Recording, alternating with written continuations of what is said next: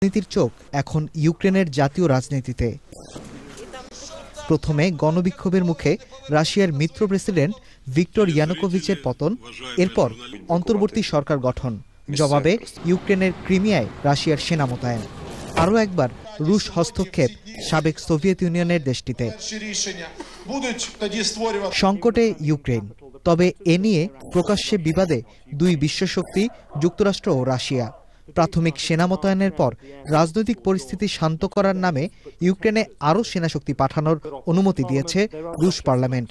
এরই মধ্যে ক্রিমিয়ায় ৬,০০০ সেনা মোতায়েন করেছে রাশিয়া, বলছে ইউক্রেন। ইউক্রেন ইস্যুতে প্রথমে সতর্ক দৃষ্টি রাখলেও মুখ খুলেছে যুক্তরাষ্ট্র। ইউক্রেনে রাশিয়ার সেনা মোতায়েন আন্তর্জাতিক আইন নিয়ে ব্যঙ্গ বিদ্রুপের শামিল মত যুক্তরাষ্ট্রের। রুশ প্রেসিডেন্টের সঙ্গে ১.৫ ঘণ্টার ফোনালাপে মার্কিন প্রেসিডেন্ট জানিয়ে দিয়েছেন ইউক্রেন থেকে শিগগিরই রুশ সেনা প্রত্যাহার চায় যুক্তরাষ্ট্র। সামগ্রিক পরিস্থিতি বিবেচনায় সেনাবাহিনীকে সর্বোচ্চ সতর্ক অবস্থায় রেখেছে ইউক্রেন।